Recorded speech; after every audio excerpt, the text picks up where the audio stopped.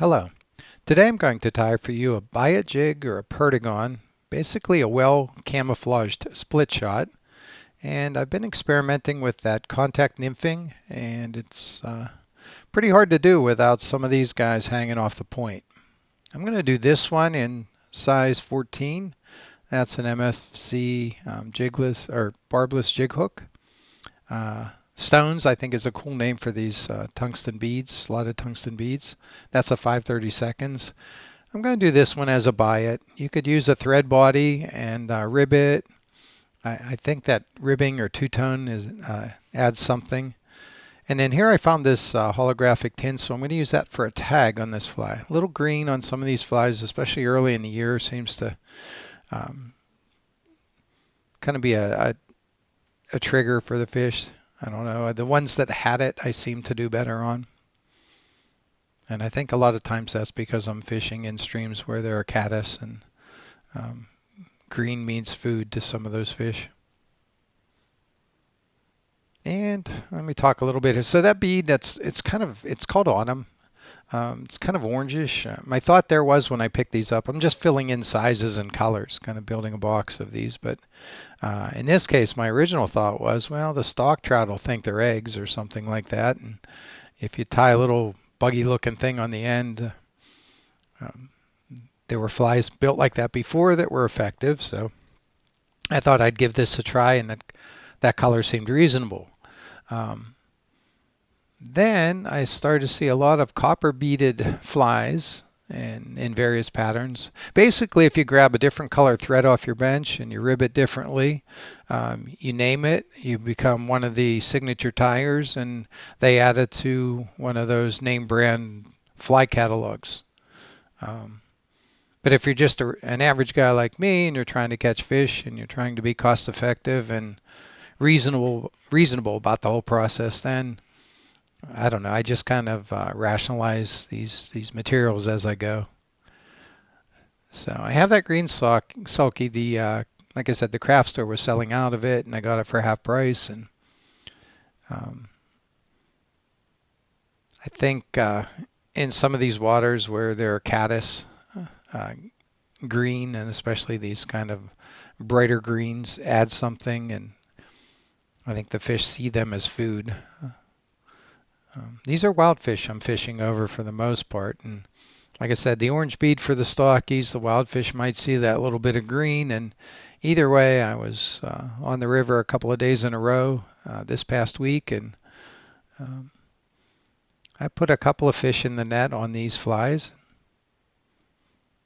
And I'll be honest, you know what else they like? They like the peacock curl flies. And again, I think it's getting ready to be caddis season, and um, peacock curl, and there again, another metallic green kind of thing. So a couple of good days in a row catching wild fish in spring creeks, and so I'm back home. I'm trying to fill the box, and while I was at it, I said I'll just capture one of these on video. So I've got the tag wrapped in, and I went down and back over it. I covered it with some Sally Hansen's, and I cut away, and you didn't see this part, but I gave it about 3 minutes to dry, and now I'm coming in with those Coq de Leon fibers, which I didn't show you up front, but they're the last of the materials that I add here. So I'm going to leave the thread right where it is, and I'm going to cross from back to front and try and keep everything at that back edge as much as possible, so that that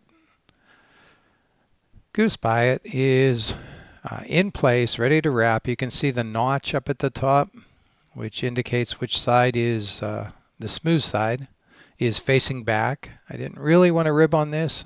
It did get a little bumpy. I don't know if these are getting brittle. They've been around a while.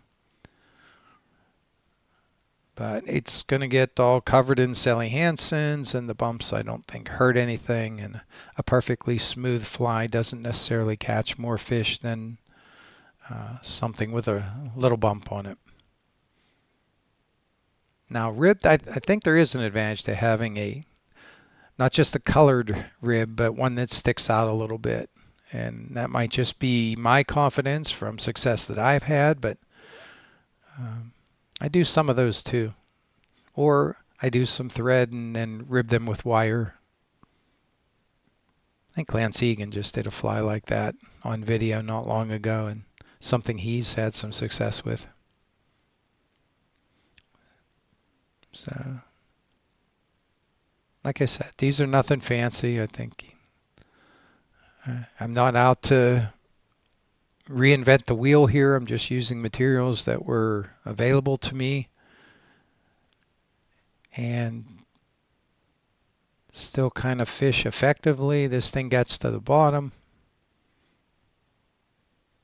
And I wasn't using, this was high water in a bigger creek, and I was anticipating possibly some olives or something coming off. And you don't want to be undergunned when the caddis start to come off either, the Granum hatch here in Pennsylvania. So I had my Euro rod, but I was using a fly line for the main line, and then I think it totals about 4 feet. I use the needle knot, and then I come back with a little bit of an indicator and a tippet ring, and then below that I build that out in different ways depending on how I want to fish.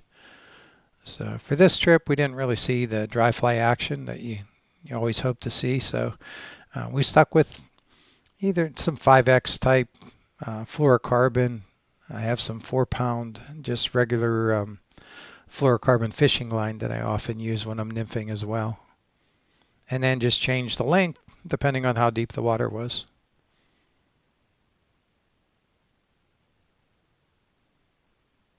So, and on one of those streams over there, I did feel a little undergunned too, because that stream was probably, I don't know, 50 yards, 60 yards wide, and there was a lot of water out there, pocket water or seams that I wanted to fish, and I couldn't quite reach them with this rig. It was a little hazardous trying to wade across. So I don't know. I think I have to pay more attention to what the water looks like before I choose a method. But sometimes you hit an age or you hit a point where you want to catch fish the way you want to catch fish. It really doesn't.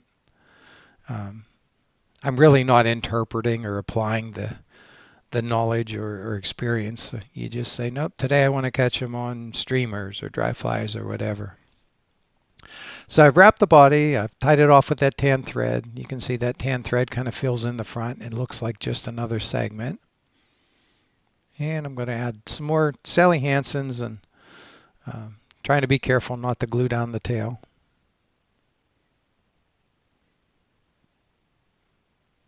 So I'm just coming in with a little bit of a drop at a time here. Going to spread it around. And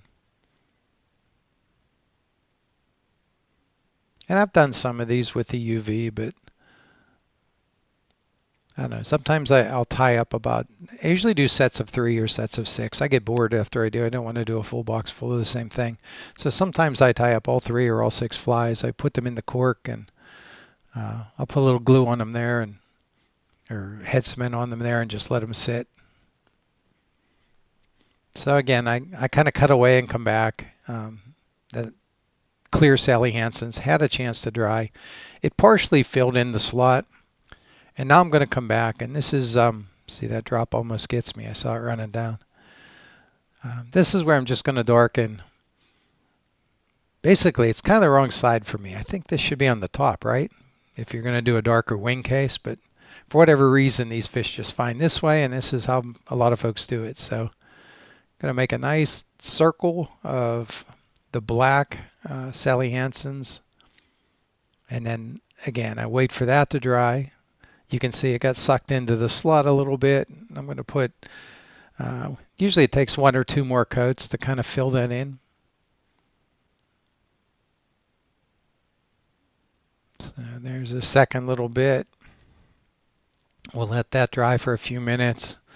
Probably that pause right there was me cutting away for a minute or two, and now I'll come back and do that last little bit. But some folks do the orange hotspot up front with the different beads, maybe either a silver, copper, gold bead, and then they'll do an orange hotspot with that front band of thread and cover it with the black. The orange bead, like I said, originally was thinking stock trout and fooling them and let them think this is an egg. But it turns out if I do this, it kind of is a mashup of the orange rib, the black, and this bead works. So, and like I said, those were wild fish. We caught a few of them. Um, this was one of the flies I used. 5/32 in tungsten kind of got me to the bottom. And I hope that helps you out. If you want to learn more about me, look me up on Amazon. And until next time, be safe.